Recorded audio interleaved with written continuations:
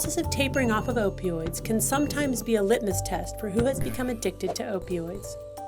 Those who can adhere to the taper plan are not addicted, and those who cannot are addicted. Obviously, this maxim is not true in all cases. Some people who struggle with the taper are more physiologically dependent, not addicted, and just need a slower taper. I'll discuss this latter scenario further in the next video. But because a sizable portion of patients who can't stick to the taper plan are addicted, it's a good idea to discuss the phenomenon of addiction and the availability of treatment for addiction before tapering. Addiction is a complex biopsychosocial disorder characterized by certain types of behaviors.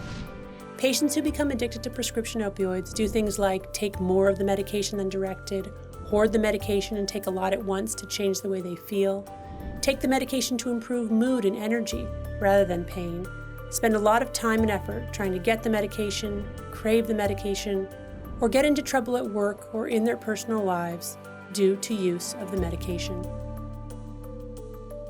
The DSM criteria of addiction are encompassed by the 3 C's: compulsive use, continued use despite consequences, and use that is out of control. The higher the dose and the longer patients take opioid medication, the greater the risk of becoming addicted. When talking to patients about addiction to prescription opioids, I begin by normalizing the process of becoming addicted to opioids prescribed for pain as follows. When we first started prescribing opioids for chronic pain in the 1980s, we believed the risk of becoming addicted was very low. Since then, we have learned a lot and now know that even when patients are being prescribed opioids for a legitimate pain condition and take them as prescribed, they can become addicted to those opioids. So if in the process of a slow and medically supervised taper, you are unable to come off of opioids, it is possible you too have become addicted. If that's true for you, you're not alone. Millions of people have become addicted to prescription opioids through a doctor's prescription. The good news is, there's treatment for opioid addiction. By owning our part as healthcare providers in the epidemic of opioid addiction and discussing addiction treatment up front, we minimize the shame our patients experience in admitting to themselves and others that they have become addicted. And we provide hope by reassuring them about treatment for both addiction and chronic pain. It's also instructive to distinguish for our patients the difference between dependence and addiction. Our patients can be dependent without being addicted, and addicted without being dependent. Dependence happens when the body relies on a drug to function normally, such that if we suddenly decrease the dose or stop the medication, we may feel sick, like having a bad case of the flu, including having hot and cold sweats, diarrhea, nausea, and increased pain or achiness throughout the body.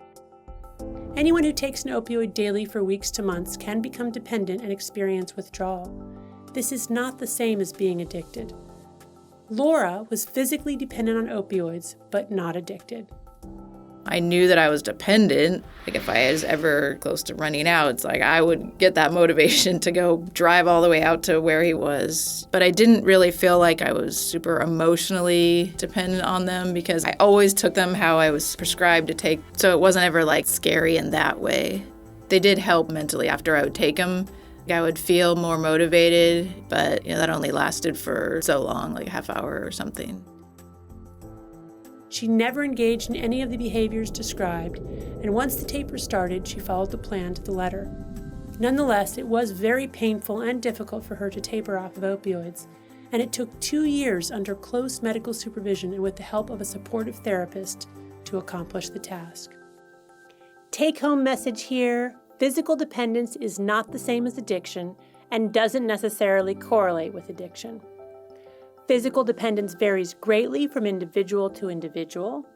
For some, physical dependence and withdrawal can be crippling even when they're not addicted.